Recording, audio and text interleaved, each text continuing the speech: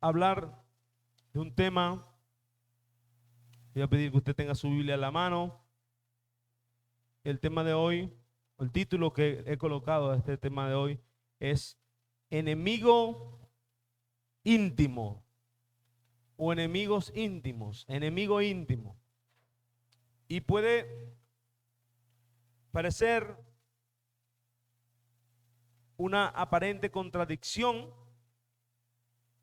porque o somos enemigos o somos íntimos, ¿ok?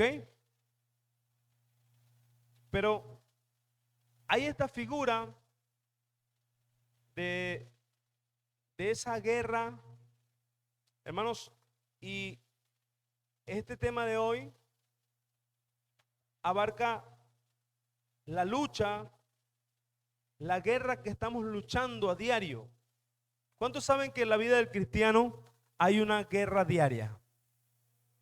Hay una lucha constante. ¿Cuántos han tenido ataques esta semana? ¿Algún ataque en esta guerra? Y de una forma u otra estamos siendo atacados, ¿no? De una forma u otra, porque estamos en una lucha, estamos en una guerra constante y tenemos los enemigos externos y se hace una figura como, bueno, estamos en un campo minado, a veces llegamos a sitios donde son campos minados. ¿Qué pasa cuando hay un campo minado? Uno tiene que caminar con mucho cuidado, con mucha precaución, porque podemos pisar una mina y si pisamos una mina, explotamos, ¿ok? Entonces, un campo minado no se transita libremente a la ligera. Un campo minado se transita con mucho sigilo, con mucha cautela. Entonces, esa figura de un campo minado habla de lo que el Señor nos dice: mire, ustedes deben ser sobrios, deben vivir con diligencia, deben tener cuidado con cada paso que dan. Y cuando hablamos de esta guerra, hermanos, siempre estamos pendientes de los ataques externos. Se habla de, bueno, hay varios tipos de ataques que podemos recibir en esta guerra. Algunos son ataques sorpresivos, ¿no? Que usted va de repente, ¡pum! Oye, no me esperaba eso. No lo veía venir. Un cohete, por ejemplo. Lanzaron un cohete, una flecha, no sé, algo de guerra así, que le llegó sorpresivo, algo que usted no veía venir, usted no veía el ejército acercarse, no, de repente, ¡pum!, fue un ataque. ¿A cuántos les han llegado ataques sorpresivos? Usted no, de quien usted menos esperaba. Dice, wow, ¿qué es esto? Esto fue sorpresa. Un ataque sorpresa, un ataque sorpresivo. Hay ataques así, que son ataques externos, ataques sorpresa. Ahora, muchas veces también estamos esperando en la guerra, eh, pendiente del ser este con cachos y dientes y el tridente, ¿no? Oye, vamos a ver por dónde va a aparecer el diablo, ¿no? Estamos esperando ese ser así feo y lo que ignoramos muchas veces es que él se viste como ángel de luz. A veces está más cerca de lo que creemos. Porque ya que voy con todo esto, que hay agentes externos, hay enemigos exteriores, pero yo hoy quiero hablarte de enemigos, de un enemigo íntimo tuyo. Yo no quiero hablarte específicamente del diablo o de tus ataques sorpresivos. Cuando hablo de la figura de un enemigo íntimo, yo no sé si ustedes se acuerdan esas películas donde hay un detective. Hay muchas, ¿no? Hay muchas con esta trama. Usted se va a acordar alguna y me va a decir alguna a lo mejor en el transcurso. Si se acuerda una me va diciendo. Pero donde hay un detective, donde hay un oficial que se manda a introducirse de encubierto en la banda o en el foco de los criminales y se manda a ganarse la confianza encubierto a este oficial, a este policía, a este detective y se termina enamorando, siempre se termina enamorando de una de las ladronas, ¿sí? O de una de las ladronas o de la hija del PRAN, ¿sí? Se termina enamorando de una de la familia de la banda delictiva. Y no solo se termina enamorando, sino que este oficial empieza a intimar con su enemiga, con esta ladrona. Y ahora es un enemigo y también es íntimo. ¿Sí lo ven? Sigue siendo su enemigo porque si la tipa se entera que él es un oficial, sigue siendo su enemigo porque él se supone que está en pro de la justicia, pero ahora es un enemigo íntimo. Son enemigos íntimos. Entonces esa figura, ¿por qué se la traigo? Porque es una figura de empezar a dormir con el enemigo, de empezar a intimar con el enemigo, de empezar a amar al adversario. Cuando uno odia al enemigo, es fácil quizás hacerle la cruz, ¿no? Ese no lo quiero ver. ¿Cómo dicen ustedes? Mira, ese no lo quiero ver ni en pintura, ni que me lo etiqueten en una foto en Facebook.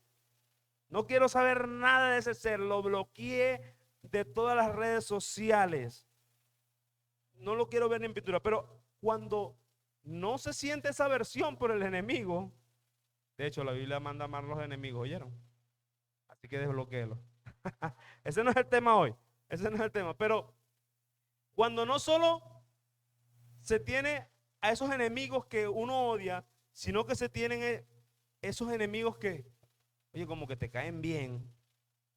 Un enemigo, pero oye, pero ese enemigo mío no es tan malo, chico. Le estoy empezando a agarrar como cariño. ¿A quiénes les ha pasado? Al punto de empezar a dormir con el enemigo, hermano. No estoy hablando de matrimonios, hermano, por favor, no vea a su esposa. Estoy hablando de ese ser interior pecaminoso que duerme con usted. Esa vieja naturaleza que le sigue asediando día a día.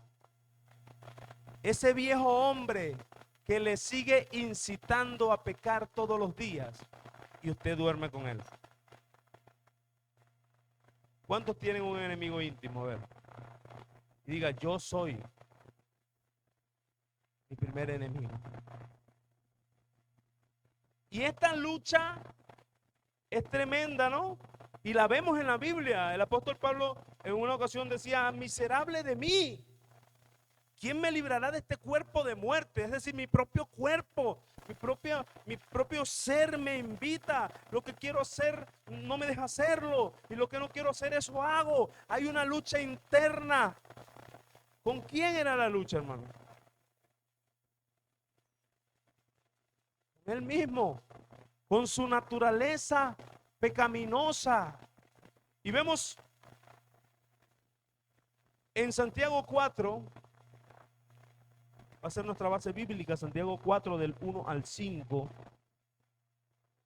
Yo voy a leer en Reina Valera junto a todos ustedes. Y si usted lo tiene, se puede ir poniendo de pie.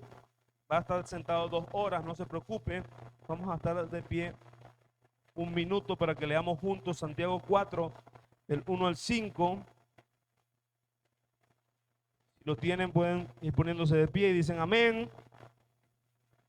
Y leemos bajo la bendición del Padre, del Hijo y del Espíritu Santo. En la pantalla también está, ¿oyeron? ¿De dónde vienen las guerras y los pleitos entre vosotros? ¿No es de vuestras pasiones las cuales combaten en vuestros miembros?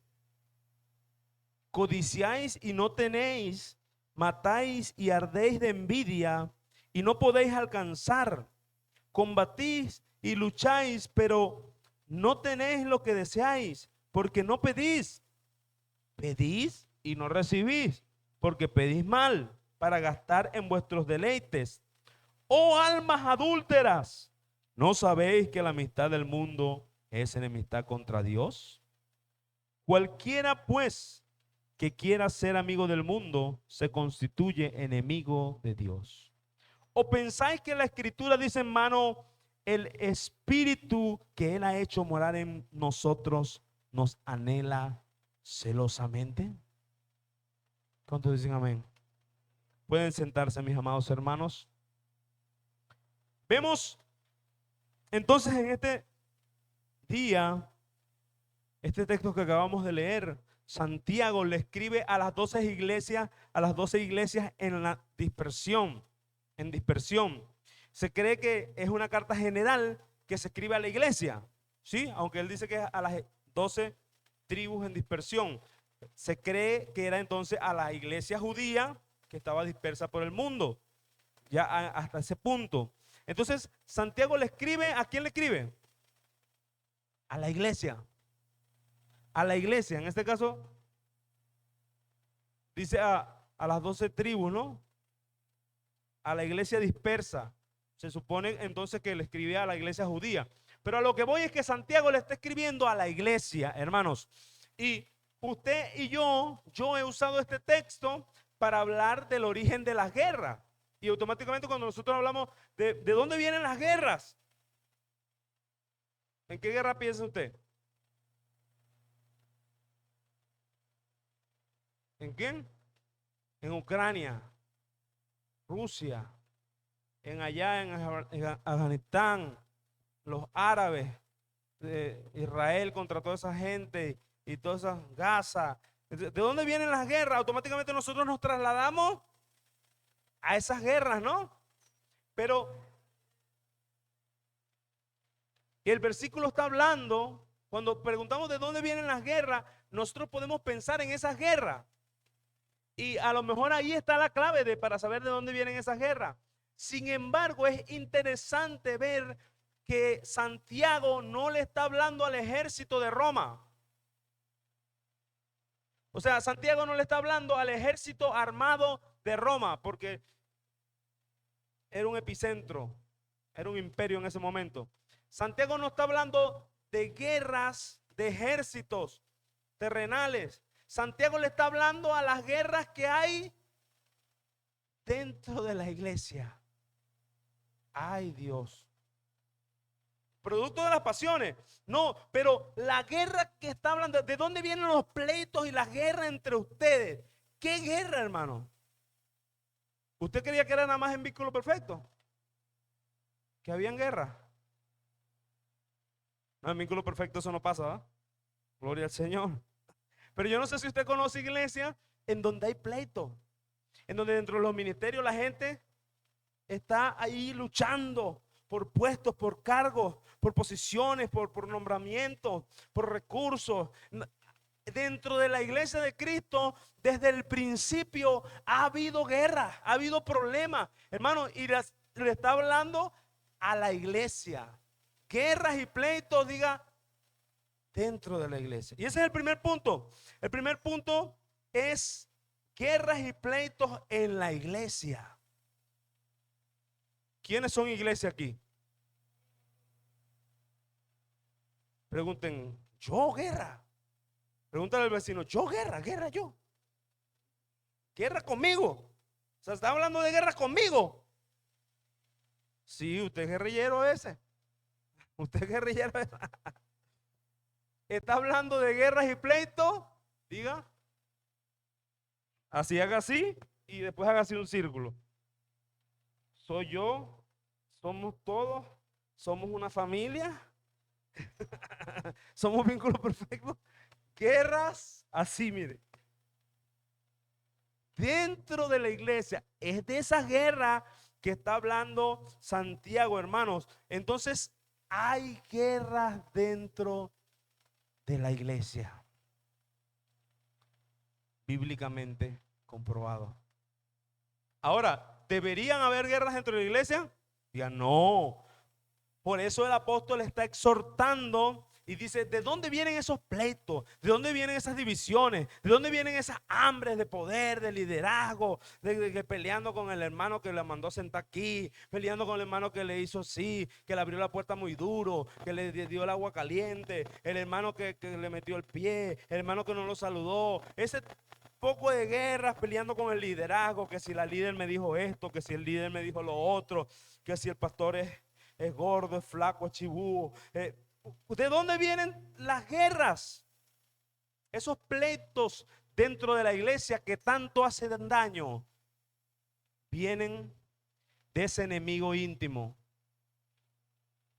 del viejo hombre, de ese enemigo íntimo. Y el segundo punto es, tengo un enemigo íntimo. Tengo una lucha interna. Tengo una lucha interna.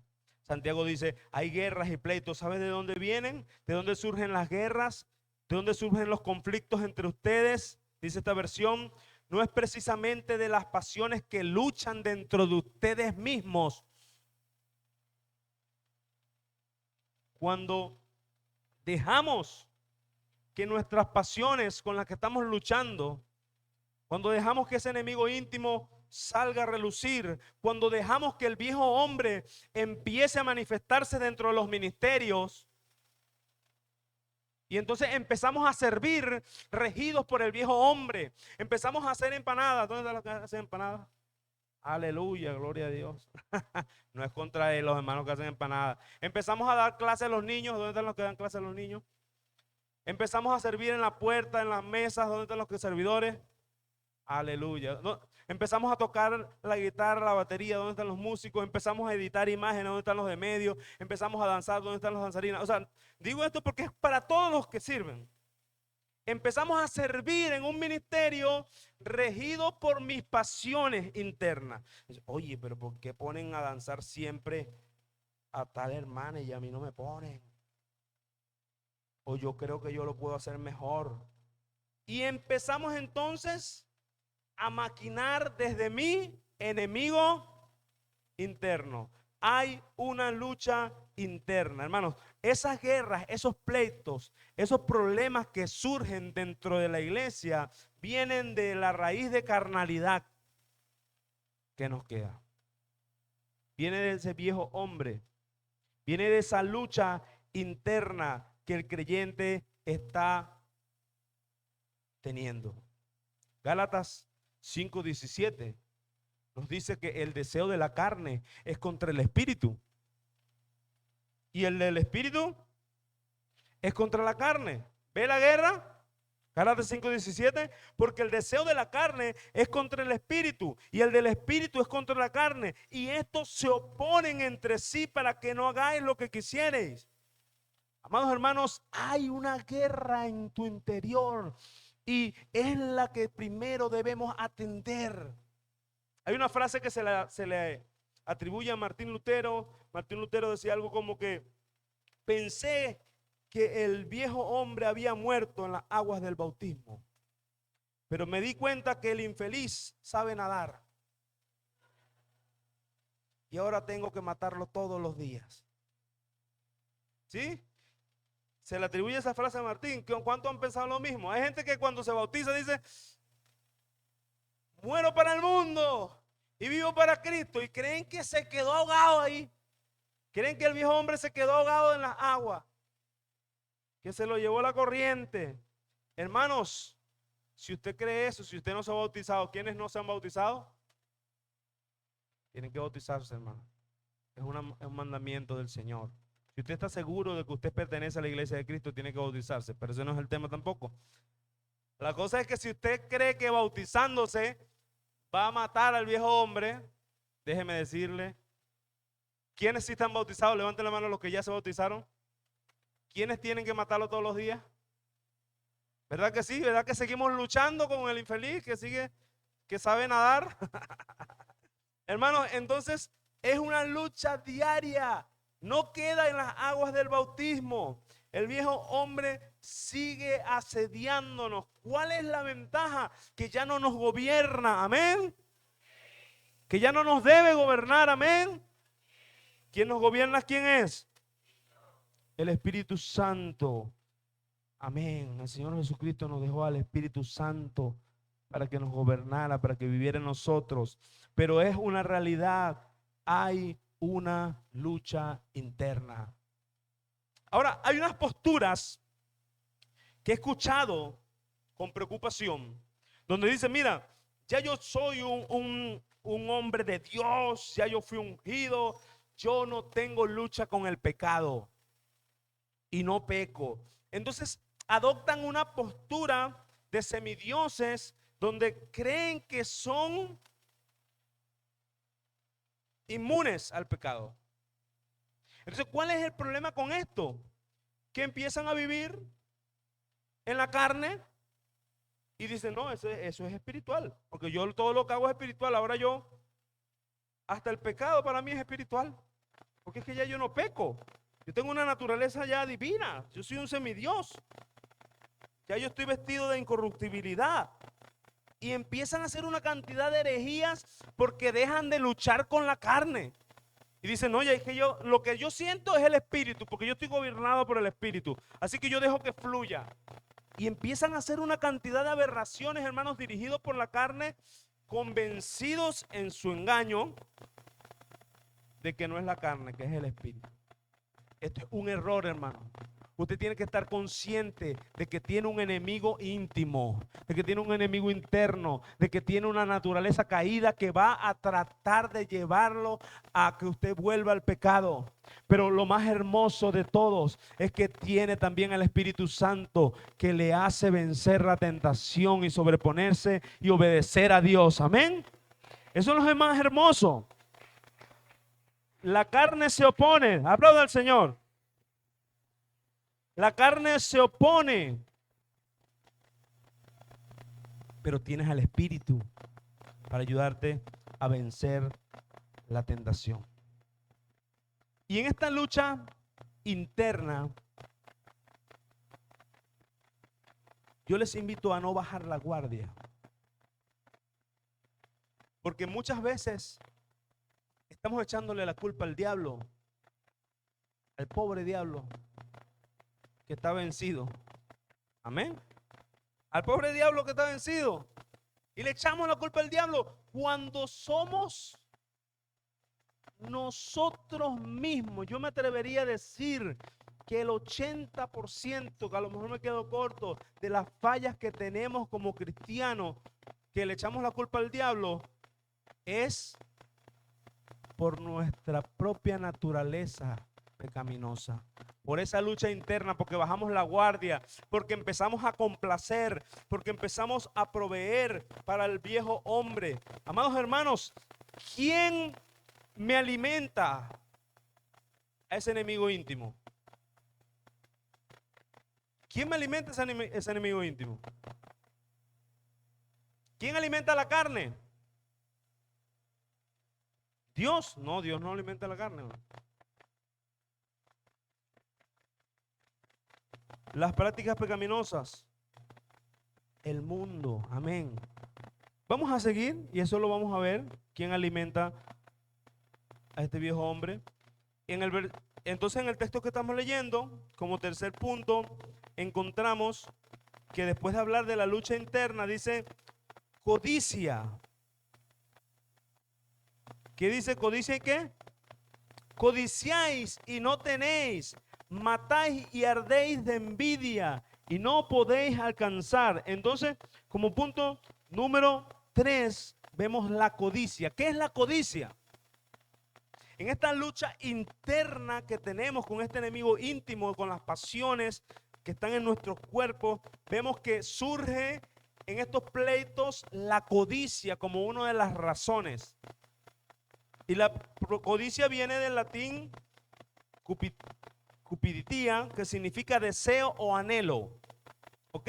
Entonces es un fuerte deseo, un fuerte anhelo. Según Tomás de Aquino, la codicia es la negación de las cosas eternas por el bien de las cosas mundanas. ¿Sí? Yo niego lo eterno por el bien de lo mundano. Cuando yo anhelo lo mundano, cuando yo deseo y anhelo algo a tal punto que empiezo a enfocarme en eso y no me importa a quien me lleve por delante. Codiciáis y ardéis de envidia. Pregunto, ¿quiénes tienen algún deseo aquí? Porque la palabra codicia literalmente es deseo.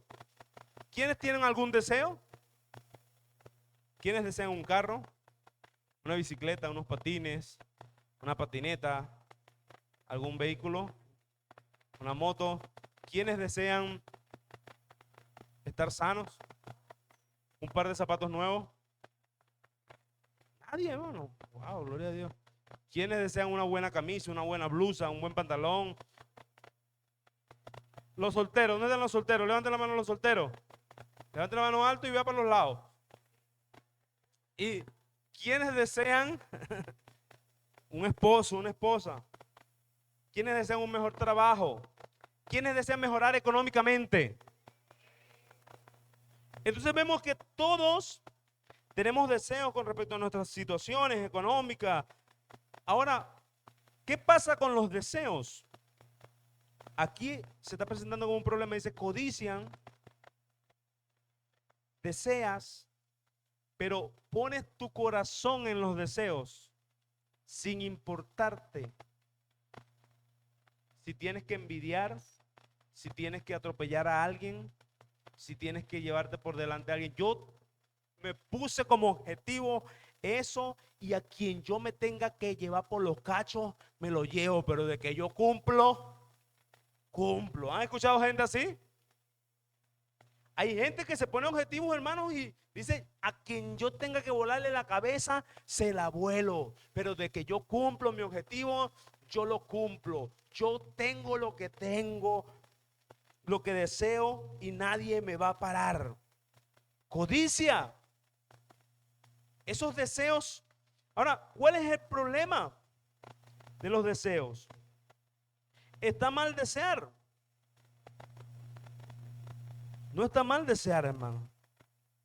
Lo malo es enfocarte en tus deseos sin importarte los pleitos que estás ocasionando por desear. Porque se codician, matan, que es el siguiente punto, matan y arden de envidia. Ya va. Usted me acaba de decir que eso es para la iglesia. O sea que se estaban matando literalmente. Se estaban matando, degollando dentro de la iglesia. No. Santiago estaba hablando de que las pasiones llevan a un conflicto que generan ira, ansiedad, desprecio los unos por los otros. La palabra asesinar o matar es alarmante, y el apóstol Santiago está introduciéndola para forzar a los lectores a que entiendan la gravedad de la maldad que implica odiar a un hermano. Pero ¿por qué yo estoy diciendo que no está hablando literalmente? Porque Santiago está citando el Sermón del Monte o el sentido del Sermón del Monte. En Mateo 5, 21 y 22, el Señor Jesús dice: oíste que fue dicho a los antiguos, no matarás. Santiago 5, 21 y 22. Oíste que fue dicho a los antiguos, no matarás. Y cualquiera que matare será culpable de juicio. Pero yo os digo que cualquiera que se enoje contra su hermano será culpable de juicio. Y cualquiera que diga necio a su hermano será culpable ante el concilio. Y cualquiera que le diga fatuo quedará expuesto al infierno de fuego. ¿Cuántos dicen ay, ay, ay? Fíjense, hermanos, que el Señor Jesús está poniendo la cosa más pelúa. La ley decía no matarás, pero ahora yo pongo al nivel de matar el que se enoje contra su hermano. Ahora yo pongo al nivel de un juicio, de un asesinato, aquel que aborrezca a su hermano. Eso dentro de la iglesia se cataloga como un homicida. ¿Cuántos homicidas hay aquí? Seguro, hermano. Primera de Juan 3:15 dice: todo aquel que aborrece a su hermano es homicida. Primera de Juan 3:15. Todo aquel que aborrece a su hermano es homicida. Y sabéis que ningún homicida tiene vida eterna permanente en él. Hermanos, todo aquel que aborrece a su hermano es homicida. ¿Están viendo de lo que se está refiriendo? Matan, es decir, aborrecen a tu hermano. Le dices necio. Te enojas y te airas contra tu hermano. ¿De qué está hablando? De los pleitos y de las guerras dentro de la iglesia. Ese es el contexto, no nos olvidemos del contexto. El contexto es guerras y pleitos dentro de la iglesia. ¿Ok? Entonces dentro de ese contexto está diciendo matan. ¿Cómo es eso? Ardes de envidia. Envidias a tu hermano, menosprecias a tu hermano. Divides el cuerpo de Cristo. Y tenemos que reconocer, mis amados hermanos, que muchos de nosotros hemos sido homicidas. Porque hemos despreciado a un hermano. Porque hemos desechado a un hermano. No vamos a decir que tengamos la razón o no. Pero no estamos llamados a aborrecer a nuestros hermanos. Por más fuerte que sean. Por más difícil, que hay unos hermanos que no ayudan, pastor. Sí, yo sé. Pero ¿sabía usted que aborrecer a un hermano está al nivel de un homicidio? Según el nuevo pacto, no según la ley, según el nuevo pacto. Entonces, esta lucha que lleva a la codicia, que lleva a aborrecer a nuestros hermanos, que lleva a la envidia, es una lucha diaria. Y ahora el apóstol les corrige, ustedes están codiciando, ustedes se están matando entre ustedes por tener lo que quieren, se están matando para obtener lo que están deseando y tienen un error que no piden. Tienen un error, punto número 5, que no tienes lo que deseáis porque no pedís. Fíjense, se están esforzando, están luchando, están volando cabeza, están matando a sus hermanos. Esa gente que, no, yo voy a dejar de hablarle. Ellos vienen para el primer turno y yo voy a empezar a venir para el segundo para no verlo más. Porque es que no quiero saber nada de ese hermano. Que yo lo veo y de una vez ay, se me alborota así la barriga. ¿Cuántos le ha pasado eso, hermano? Hermanos, ahoga al infeliz. Mate al viejo hombre. Eso es por el viejo hombre, hermano, que usted está sintiendo eso. Eso que está sintiendo contra su hermano es por sus pasiones. Esos pleitos que usted está teniendo con su hermano. Si usted ha tenido un pleito con algún hermano, entienda que es por sus pasiones. No le eche la culpa a nadie. Entienda que es por su naturaleza pecaminosa y tiene que matarla. No es por la culpa del hermano. Él también tiene que matarlo. No. ¿Usted me entendió? No me vaya a malinterpretar aquí y cuidado con una broma. Lo cierto es que ahora el Señor nos dice a través del apóstol Santiago que no tienes a pesar de todo el esfuerzo que estás haciendo, no tienes lo que deseáis porque no pedís. Nos resalta la importancia y nos recuerda la importancia de la oración.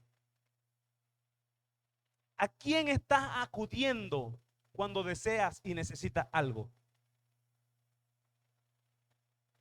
Y esa lucha interna con ese enemigo íntimo nos lleva a querer con nuestras fuerzas, a querer volarle la cabeza a alguien, a querer matar, a querer envidiar, a querer hacer una cantidad de cosas porque el enemigo íntimo quiere, porque la vieja naturaleza quiere hacer tal o cual cosa. Pero se nos está recordando cuando necesites algo, cuando tengas una necesidad, cuando tengas un fuerte deseo, debes acudir, es a tu Padre, a tu proveedor, a tu sustentador. Hay mucha gente que cuando tiene necesidad le manda una carta a Maduro. Le manda una carta al alcalde, le manda una carta a la gobernadora, le manda una carta a Edmundo, le manda una carta a van para los diferentes especialistas.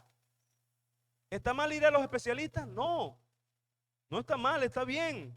Lo que yo digo es que en primera instancia yo debo acudir al que tiene el control de mi vida, al Todopoderoso, al que todo lo puede, al que para Él no hay nada imposible. En primera instancia, yo debo acudir a mi Dios, a mi Señor, a mi pastor, a mi amigo fiel, al que pagó por mí, al dueño de mi vida. Yo debo acudir a Él, hermano. Antes de ir al psiquiatra, vaya a Dios. Y si tiene que ir al psiquiatra, vaya. Antes de ir al especialista, vaya a Dios. Y que Él lo dirija al especialista que tiene que ir. Pero en primera instancia, yo voy ¿a quién? A Él. Y eso es lo que se nos está diciendo, hermanos. Están haciendo cosas, están esforzándose y no tienen nada porque no están pidiéndole a Dios. Los deseos destructivos, las pasiones carnales nos llevan a alejarnos del Señor. Nos llevan a olvidar que dependemos de Él. Y en vez de estar envidiando y luchando con nuestras propias fuerzas, anhelando cargos, tumbándole la cabeza a la gente, peleando como hermanos, vayamos a Él y descansemos en Él, que Él tiene el control. ¿Cuántos dicen amén? ¿Cuántos dicen amén?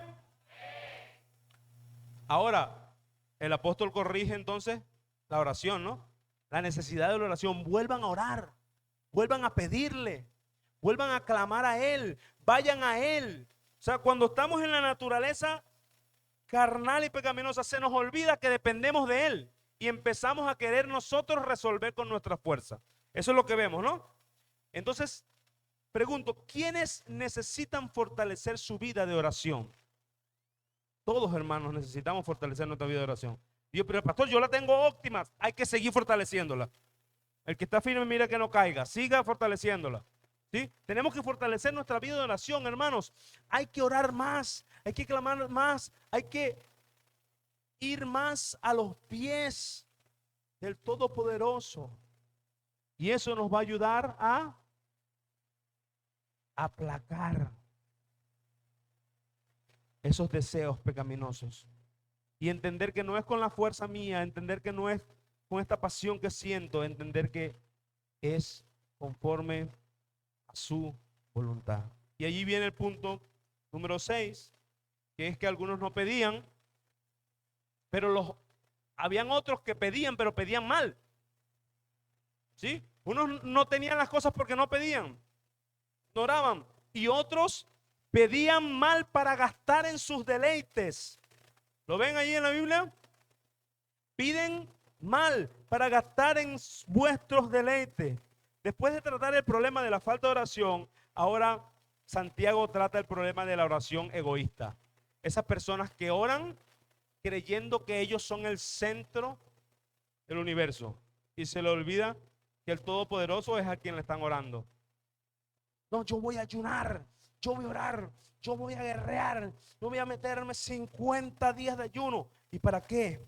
Porque es que deseo, lo deseo. ¿Qué desea? La esposa del vecino. No, pero es que ya el Señor te respondió en su palabra. ¿Por qué vas a orar por eso? ¿Por qué vas a ayunar por la esposa del vecino? Por ponerle un ejemplo así súper drástico, ¿no? Como para rayar en lo jocoso. Pero es como que graficándole el tema de empezar a pedir cosas que ya Dios te dijo que no en su palabra. Y muchas veces nos acercamos, bueno, vamos a ver si Dios quiere. No, no quiere, Él ya te dijo en su palabra que no. Yo te ahorro el ayuno, yo te ahorro el ayuno. Él ya te dijo que no. En su palabra ya está escrito, no, hijo mío. Entonces eso es pedir mal. Cuando, no, yo soy el principeso. No está mal que seamos príncipes de Dios, que seamos, sí, no está mal eso. Somos seres amados por el Señor. Eso es hermoso. Ahora, el problema es que yo me crea el más importante y Dios va a cambiar su voluntad para complacer mis caprichos. ¿Y usted ha visto gente así, sí o no? Hay gente que cree que no, es que yo soy la princesa de Dios, Yo soy el príncipe de Dios y yo lo que yo le pida, Él me lo da. ¿Quién? ¿Quién? Porque puede ser el diablo que te está respondiendo. Porque si eso no es lo que Dios está estipulando en su palabra, Él no te puede estar dando lo que Él ya te dijo que no está bien.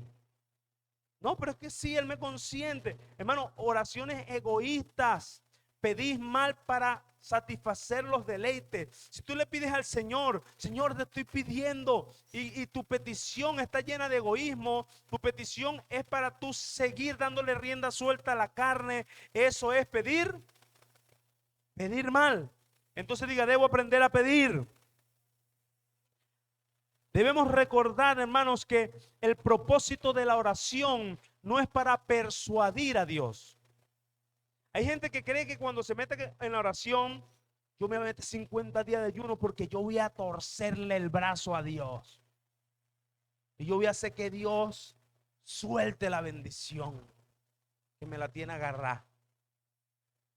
Entonces hay gente que cree que en la oración están torciéndole el brazo a Dios, que en la oración van a hacer que Dios cambie, que en la oración van a hacer que Dios reescriba la Biblia, que en la oración van a hacer que Dios se sujete a la voluntad del hombre. Cuando el Señor Jesús nos dejó como ejemplo, Padre, si es posible, pasa de mí esta copa, este trago amargo. ¿El Señor Jesús estaba pasando por un momento difícil? ¿Estaba pasando por un momento de dolor? ¿Necesidad? Sí, el Señor Jesús estaba sufriendo, hermanos, y se elevó en un clamor humano y le dijo, Padre, si es posible, pasa de mí esta copa. Pero nos dejó un gran ejemplo cuando oremos en medio de la necesidad. Pero que se haga tu voluntad. Aprendamos del maestro, hermanos.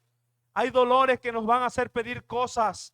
Hay situaciones que nos van a hacer clamar y suplicar cosas. Pero siempre recuerde que para pedir correctamente hay que estar dispuestos a sujetarnos a la voluntad del soberano y del todopoderoso. Señor, yo quiero esto. Señor, yo anhelo lo otro. Señor, te pido y te clamo, tengo esta necesidad.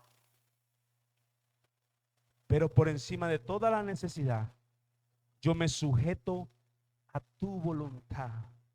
Que se haga tu voluntad. ¿Cuántos están dispuestos a orar así? Y los que no levantaron la mano, hermano, no me asusten. Porque por eso es que están pidiendo mal. Por eso es que igual no van a recibir. Piden y piden mal para satisfacer sus deseos. Aprendamos a pedir alineados a la voluntad de Dios. Aprendamos a pedir alineados a la voluntad de Dios expresada en su palabra. Y por encima de todo, aunque hayan cosas que no estén escritas, usted diga, pero que se haga tu voluntad. Hay cosas que a lo mejor usted va a tener que decir, Señor, pero que se haga tu voluntad, y tú no vas a saber, porque como dije, hay cosas que no están escritas totalmente. Ahora, si algo está contraindicado, bueno, Señor, tú sabes que me gusta esa muchacha. Oye, me peló el diente y yo creo que sí. Yo creo que sí, esa es la mujer que tú tienes para mí. O que ese es el hombre que tú tienes para mí. Yo lo estoy viendo, es guapetón. Sí, sí, yo creo, Señor. Te lo presento delante de ti, Padre amado. Permíteme conquistarlo como mi tierra prometida. Pero que se haga tu voluntad, Señor. Y yo le pregunto, ¿es cristiano? No, no, pastor, él no es cristiano. Pero yo le estoy orando al Señor. Hermanos, oraciones necias, oraciones egoístas. Ya el Señor te respondió en su palabra. ¿Sí me explico? No me entiende, pero sí me explico. Gloria a Dios. Aleluya. Ahora, el punto número 7 viene una afirmación que a lo mejor muchos dirán, cambió de tema el apóstol. Porque dice, oh almas adúlteras. ya empezó a hablar de adulterio, punto y final, empezó a hablar de otra cosa. No, está hablando de lo mismo. Ahora, cuando usted y yo escuchamos adulterio, ¿qué se nos viene a la mente? Infidelidad sexual, ¿no? ¿Sí? O infidelidad. Hermana dio en el clavo, infidelidad. Eso es lo que significa adulterio. Pero normalmente cuando uno escucha adulterio, uno dice, ahí hay sexo de por medio. Le fue infiel a su esposo o a su esposa. Porque eso también es adulterio. Pero aquí no está cambiando de tema para hablar de la inmoralidad sexual. No, aquí el apóstol ahora está como resumiendo todo lo que les ha reprendido, todas las pasiones que tienen, todos esos pleitos que tienen, todos esos deseos que los han llevado a desenfocarse. Todo eso los ha llevado a quitarle el primer lugar a Dios. Y eso los ha hecho almas adúlteras. O sea, todo ese coqueteo con ese enemigo íntimo, hermano. Recuerda que estamos hablando de un enemigo íntimo. Cuando nosotros empezamos a coquetear con el enemigo íntimo y empezamos a amar a ese enemigo íntimo y cuando lo íbamos a ahogar, resulta que lo terminamos bañando y consintiendo y terminó mandando a ese enemigo íntimo. Resulta, amados hermanos, que empezamos a dejar de seguir la dirección de Dios para seguir la dirección de ¿quién? De la carne, de los deseos, y le quitamos el primer lugar a Dios. Eso nos hace almas adúlteras. Fíjense, podemos poner NBI allí y vamos a ver que en NBI dice gente adúltera. Hay otra versión, creo que es la Dios habla hoy, que habla de gente infiel, habla de infidelidad, ¿sí? O gente infiel. Hermanos, porque lo que se está reprendiendo aquí es que se le fue infiel a Dios. ¿No sabéis que la amistad del mundo es enemistad contra Dios? Porque, como les decía hace rato, ¿quién le provee al viejo hombre? Y ustedes lo dijeron, el mundo. ¿Quién le provee a la naturaleza pecaminosa? Dios. La Biblia, no. A la naturaleza pecaminosa le provee alimento el sistema del mundo. Entonces, cuando yo empiezo a intimar con el enemigo, automáticamente yo empiezo a dejar filtrar. Aquí quiero escuchar esta cancioncita que me está haciendo falta, chicos. Tiempos aquellos. Y usted ve a la gente así, tomando agua así. Tiempos aquellos. ¿Y qué estás tomando? Hola, ¿qué estás moviendo? ¿Qué tienes agua? No, no, eso es agua. Aquí recampaneando. Sin hielo, campaneando. Entonces, ya tiene el movimiento ahí. Entonces, añorando el pecado, empezamos a proveer para la carne. ¿Y de dónde proveemos para la carne? Del sistema. De lo que el mundo nos provee por los sentidos. Empezamos a ver cosas. Empezamos a escuchar a la misma chismosa de siempre. Empezamos a ver las mismas películas, series de siempre, música de siempre. Empezamos a conceder. Empezamos a hacer amistad con el sistema. Hermanos, ¿puede un cristiano rendido a Cristo ser amigo del mundo? No, lo que pasa es que yo hago tal o cual cosa, pero de vez en cuando yo soy amigo de ellos. Ajá. Tú puedes hacer amigo de ellos, pero tú no puedes hacer amigo del mundo. Tú no puedes congraciarte con el pecado. Tú no puedes contaminarte con lo que no le agrada a Dios. Tú no puedes hacer eso parte de tu vida porque estás haciendo amistad con el sistema satánico. Y eso también es parte de lo que te está incitando, ¿quién? Diga, mi enemigo íntimo. Hermanos, adulterio. Adulterio que nos lleva a serle infiel al Señor. Cuando usted empieza a proveerle al mundo. Proveerle a tu carne con el mundo. Hermanos, y hoy tenemos cena del Señor, estoy terminando. Punto número 8. Vemos que habla de adulterio, habla de infidelidad, Y como para rematar el punto, dice, ustedes no saben que tienen al Espíritu que mora en ustedes, que los anhela celosamente. Hablando de la amistad contra el mundo, y dice, mira, no puedes ser amigo de Dios y ser amigo del mundo. O eres amigo de Dios o eres amigo del mundo. El que se hace amigo del mundo se constituye enemigo de Dios, hermanos. Entonces, si usted se hace amigo del mundo, automáticamente se está constituyendo enemigo de Dios. Tengamos cuidado con eso, porque tenemos un Dios celoso, hermanos. Dice, ¿o creen que la Escritura dice en vano que Dios ama celosamente al Espíritu que hizo morar en nosotros? Dios ama celosamente. Cuando vemos en las Escrituras, vemos que Dios es un Dios celoso, que Dios no comparte su gloria con nadie, con nada. Diga, Dios es un Dios celoso. Entonces vemos esta gráfica aquí de un Dios celoso que nos anhela celosamente. Y yo quiero que usted me responda, ¿quiénes le han sido infieles a Dios? Todos, ¿verdad? Pero no hable por todos, hable por usted. ¿Quiénes han sido infieles, hermano?